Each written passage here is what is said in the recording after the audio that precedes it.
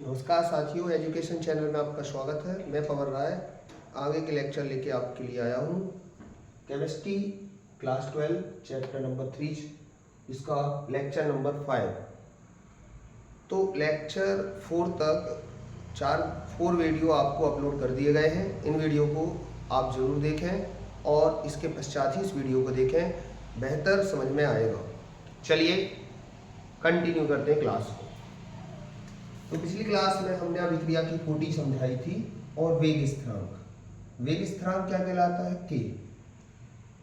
वेग स्थिरांक जो होता है वह के होता है और वेग स्थिरांक की जो इकाई है वो अभिक्रिया की कोटि पर निर्भर करती है। वेग स्थिरांक के की इकाई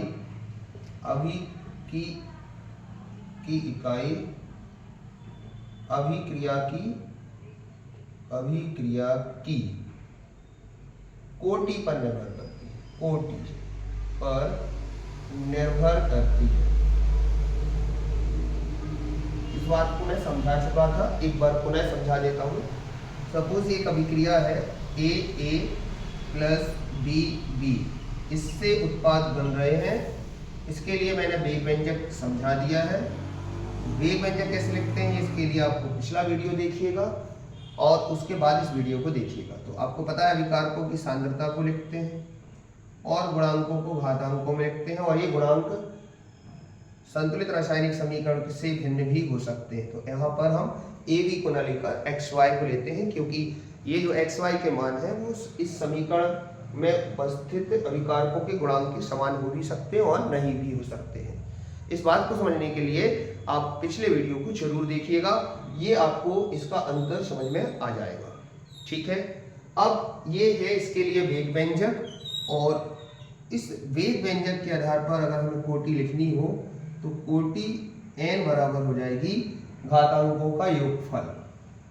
अभिकारकों के वेग व्यंजक में ये वेग व्यंजक कहलाता है। ये अभिक्रिया, इसके लिए वेग व्यंजक ये कहलाता है। यहाँ गुणांक ए बी है, यहाँ हम एक्स वाई ले रहे हैं। इनके मान इनके समान भी हो सकते हैं और भिन्न भी हो सकते हैं। बेटर समझने के लिए आप पिछले लेक्चर को जरूर देखिए, पिछले वीडियो को जरूर देखिएगा। लेक्चर नंबर 4 है, ये 5 है, 4 वाले को जरूर देखिएगा। तो कोटि निकल के आएगी अभिकारकों की सांद्रता पर दर्शाई गई घातांकों का योगफल x प्लस वाई, ये कहलाएगी कोटि। आपसे कहें कोटि की परिभाषा बताओ, अभिक्रिया की कोटि किसे कहते हैं, तो आप कहोगे वेग व्यंजक में अभिकारकों की सांद्रता पर दर्शाई गई घातांकों का योगफल अभिक्रिया की कोटि कहलाती है। एक उदाहरण देते हैं। सपोज एक अभिक्रिया है 2a प्लस बी और इससे उत्पाद बन रहे हैं। ठीक है, और आपको इसको वेग व्यंजक लिखना हो तो वेग बराबर के, अभिकारक a, दूसरा अभिकारक है b, इसका गुणांक है 2, इसका गुणांक है a। चूंकि यह अभिक्रिया प्रायोगिक रूप से है इसलिए इसके गुणांक यही होंगे जो इसमें अभिक्रिया में है, और इसी गुणांकों को इनकी घातांकों में हमें लिखना पड़ेगा। तो वेग बराबर a, अभिकारक a, अभिकारक b, गुणनफल करना है, गुणांकों को घातांकों में लिखना जब इसे प्रायोगिक रूप से लिखा गया हो। अब अगर हम इसकी कोटि निकालें तो घातांकों का योगफल कर दीजिए। कोटि n बराबर 2 प्लस 1, तो ये आ जाएगी 3। अर्थात वेग व्यंजक में अभिकारकों की सांद्रता पर दर्शाई गई घातांकों का योगफल अभिक्रिया की कोटि कहलाती है, और वेग स्थिरांक की इकाई अभिक्रिया की कोटि पर निर्भर करती है। कोटि बदल जाएगी तो इकाई बदल जाएगी। सपोज एक अभिक्रिया है, यहाँ देखिए एक अन्य अभिक्रिया a प्लस बी से उत्पाद बन रहे हैं। ठीक है, और मैं इसके लिए वेग व्यंजक लिखूं तो वेग बराबर के, a और b, गुणांक एक एक हैं तो इनकी घातांक एक एक लिख सकते हैं। ये कोटि आ गई कितनी? कोटि n बराबर घातांकों का योगफल 1 प्लस 1 2 आ गई। अब मैं क्वेश्चन ये कह रहा हूँ कि वेग स्थिरांक की इकाई अभिक्रिया की कोटि पर निर्भर करती है। ठीक है, इसकी कोटि 3 है, इसकी कोटि 2 है। अब बताओ इसकी इकाई क्या होगी, इसकी इकाई क्या होगी। तो हमने पिछले लेक्चर में आपको समझा दिया है कि इकाई कैसे बनाते हैं, ध्यान से देखिएगा। सपोज n कोटि की अभिक्रिया के लिए एक ये अभिक्रिया है और इससे उत्पाद बन रहे हैं, और मैं इसका वेग लिखूं तो वेग बराबर होगा k, अभिकारक a और घात हो गई n। ठीक है। अब वेग की इकाई तो सबको पता है क्या होती है। वेग की इकाई सांद्रण बटे समय। वेग की इकाई कैसे निकलती है? सांद्रण की इकाई बटे समय की इकाई। पिछला वीडियो जरूर देखें। ये वेग की इकाई होगी k, और ये है अभिकारकों का सांद्रण, तो ये भी सांद्रण है। ब्रैकेट के अंदर a लिखा मतलब सांद्रण, तो सांद्रण की पावर n। a की पावर n मतलब अभिकारकों के सांद्रण की घात n, तो सांद्रण की घात n। इसको हल करेंगे तो यहां से आ जाएगा सांद्रण बटे समय, और ये जो गुणांक है k का, इसको नीचे लिया तो सांद्रण की पावर n बराबर k। यहां से k की इकाई बन जाएगी आपकी। तो सांद्रण और ये सांद्रण ऊपर गया तो सांद्रण की पावर -n, और ये समय ऊपर गया तो समय की पावर -1 बराबर k। ठीक है। गुणा में घाते जुड़ जाएंगे तो यह आ गया सांद्रण की पावर 1, ये 1 है और ये -n, 1 -n। गुणा में घाते जुड़ गई तो यह 1 में -n जुड़ा तो -n, और समय की पावर आ गई -1 बराबर k। अब मैं आपसे कहूं कि इसके लिए अभिक्रिया की कोटि 3 के लिए इकाई बताइए वेग स्थिरांक की। तो आप ऐसे निकाल सकते हैं, या 2 के लिए निकालना तो भी निकाल सकते। इस सूत्र में आप क्या करिएगा, n की वैल्यू रखते जाइए। n का मान 1 रखेंगे तो प्रथम कोटि की अभिक्रिया आ जाएगी। n का मान 2 रखेंगे द्वितीय कोटि की अभिक्रिया की इकाई आ जाएगी। n की वैल्यू 3 रखेंगे तृतीय कोटि की अभिक्रिया आ जाएगी। n का मान 0 रखेंगे शून्य कोटि की अभिक्रिया की इकाई आ जाएगी। ठीक है। तो मैं यहाँ शून्य कोटि की निकालता हूँ पहले। शून्य कोटि की अभिक्रिया, शून्य कोटि की अभिक्रिया भी होती है, बिल्कुल होती है, अभी देखेंगे आगे चल के। तो शून्य कोटि के लिए n की वैल्यू 0 रखो, n बराबर 0 रखोगे तो क्या आ जाएगा, सांद्रण की पावर 1 माइनस n की वैल्यू 0 रख दो तो 0, समय की पावर -1 बराबर k। ठीक है। तो ये हो गई सांद्रण की पावर 1 और समय की पावर -1। इसकी इकाई रख दीजिए तो आपकी इकाई आ गई वेग स्थिरांक की। तो कहाँ लिख दें आप, इसको नोट कीजिए। ठीक है, याद कर देते हैं। ठीक है, थोड़ा सा यहाँ समझ लीजिए। देखो सांद्रण की इकाई क्या है, मोल प्रति लीटर। मोल प्रति लीटर ये सांद्रण की इकाई हो गई। समय की इकाई क्या है, सेकेंड या मिनट, के ऊपर -1 बराबर के।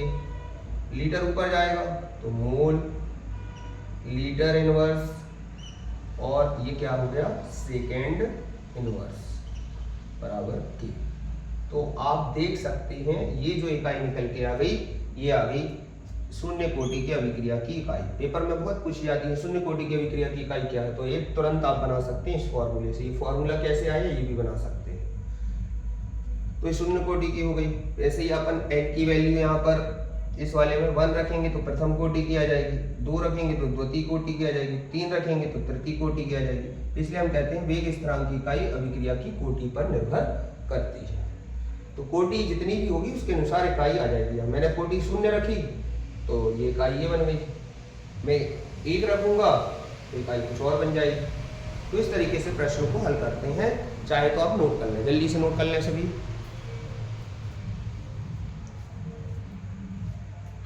चाहे तो प्रथम कोटि की भी निकाल सकते हो, शून्य कोटि की जगह प्रथम कोटि की निकाल लो। प्रथम कोटि के लिए n की वैल्यू 1 रख दो।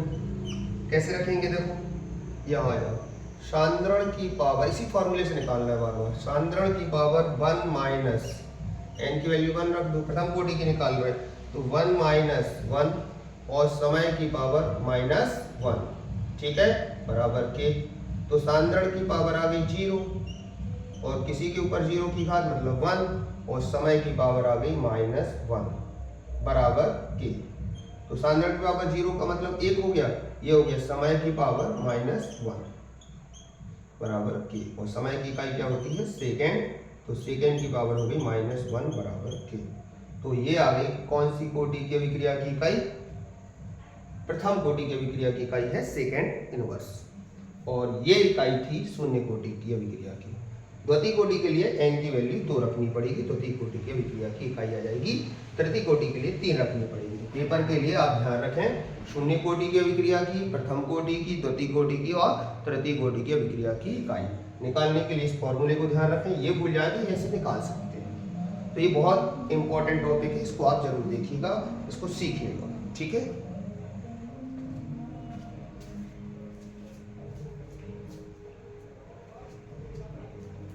तो सबको ये लेक्चर समझ में आ रहा होगा। इस लेक्चर की मदद से आप अभिक्रिया के वेग स्थिरांक की इकाई की गणना कर सकते हो। फिर कह रहा हूँ, वेग स्थिरांक की इकाई जो है वो अभिक्रिया की कोटि पर निर्भर करती है। अभिक्रिया की कोटि बदलेगी मतलब अभिक्रिया बदलेगी, अभिक्रिया बदलेगी तो कोटि बदल जाएगी, कोटि बदलेगी वेग स्थिरांक की इकाई बदल जाएगी। तो वेग स्थिरांक की इकाई निश्चित नहीं है, वो अभिक्रिया के अनुसार बदल जाती है।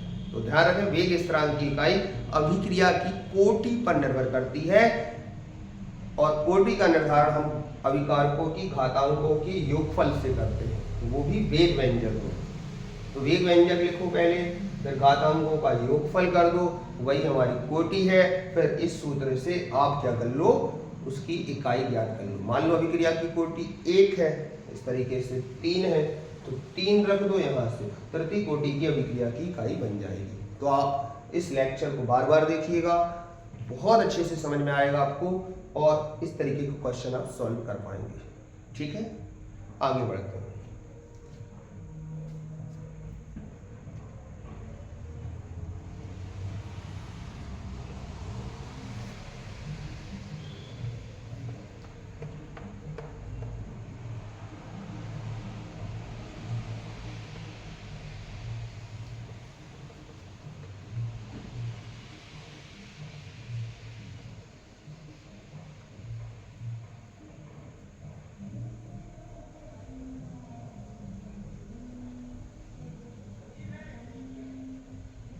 चलिए अब आगे बढ़ते हैं। बहुत इंपॉर्टेंट क्वेश्चन, अभिक्रिया की दर, अभिक्रिया की दर व दर स्थिरांक, जो कि अभी अभी अपन ने पढ़ा, दर स्थिरांक, और पिछले लेक्चर में भी इसको बहुत विस्तृत पढ़ाया गया है, इसको वेग स्थिरांक भी कहते हैं। मैं अंतर पेपर की दृष्टि से मोस्ट VIMP क्वेश्चन है।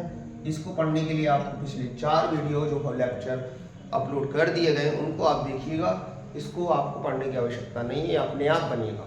अच्छा, जिनने वीडियो नहीं देखे हैं पुराने और वो डायरेक्ट इस वीडियो को देख रहे हैं तो उनके लिए कठिन लग सकता है, इसलिए आप पहले इसको पहचानें कि अभिक्रिया की दर को वेग कहते हैं। तो अभिक्रिया के वेग क्या कहलाता है, दर स्थिरांक क्या कहलाता है, फिर उनमें अंतर समझ में आएगा आपको। तो पुराना वीडियो जरूर देखिएगा। चलो अंतर देखते हैं, दोनों में अंतर कितना होता है। मैं विस्तार से ही समझा देता हूँ, ध्यान से देखें। सबसे पहला अंतर है, हमने पहले दूसरे पार्ट में पढ़ाया था कि जो अभिक्रिया का वेग होता है, वेग अभिकारक या उत्पाद के सांद्रण में होने वाले परिवर्तन को कहते हैं। होने वाले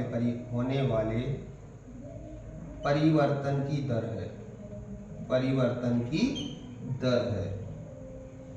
और इसको हमने देखा था कि जो दर स्थिरांक है, दर स्थिरांक वह क्या होता है, दर स्थिरांक, अब दर स्थिरांक जो होता है उस अभिक्रिया के वेग के बराबर होता है, उस अभिक्रिया के वेग के बराबर